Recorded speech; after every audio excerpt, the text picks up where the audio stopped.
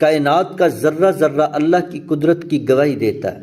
ایک چھوٹا سا ایٹم جو انسانی آنکھ سے اوجھل ہے، اپنے اندر توانائی کی وہ ٹھاٹھیں مارتا سمندر چھپائے ہوئے ہے جو پوری دنیا کو روشن بھی کر سکتا ہے اور پلک جھپنے میں راہ کا ڈھیر بھی بنا سکتا ہے۔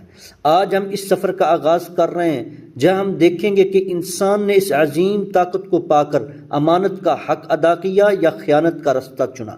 قرآن کریم میں اللہ تعالیٰ ارشاد فرماتے ہیں وَسَخَّرَ لَكُم مَّا فِي السَّمَاوَاتِ وَمَا فِي الْأَرْضِ جَمِيعًا مِّنْهُ، اور اس نے تمہارے لیے مسخر کر دیا جو کچھ آسمانوں میں ہے اور جو کچھ زمین میں ہے، سب اپنی طرف سے۔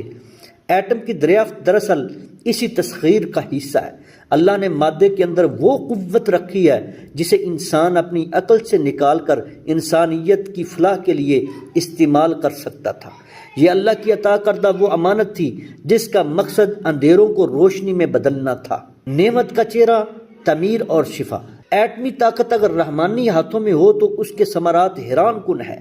بجلی کی پیداوار، نیوکلیئر پاور پلانٹس کے ذریعے سستی اور کاربن سے پاک بجلی کا حصول جو دنیا کی بڑھتی ہوئی توانائی کی ضروریات کا حل ہے۔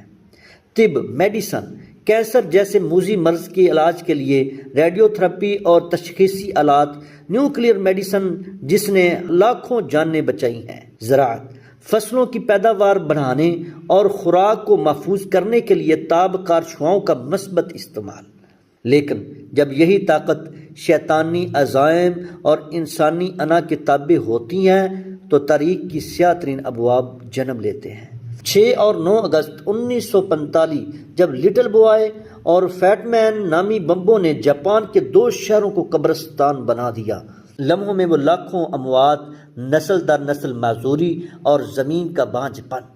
سائنسی مطالعے بتاتے ہیں کہ ایٹمی دھماکے کی تپش سورج کی سطح کے برابر لاکھوں ڈگری سینٹی گریڈ تک جا پہنچی تھی، جس نے مادے کو بھاپ بنا دیا تھا۔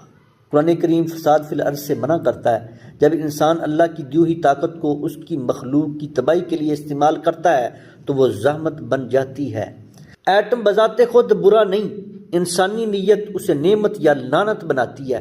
آج کی دنیا جس بارود کی ڈھیر پر بیٹھی ہے وہ اسی نعمت کی ناشکری کا نتیجہ ہے۔ پہلی قسط میں ہم نے ایٹم کی دوہری حقیقت کو سمجھ لیا، اب اگلا قدم اس سے بھی زیادہ سنسنی خیز اور فخر انگیز ہے، دفاع کا وہم اور موت کی تجارت۔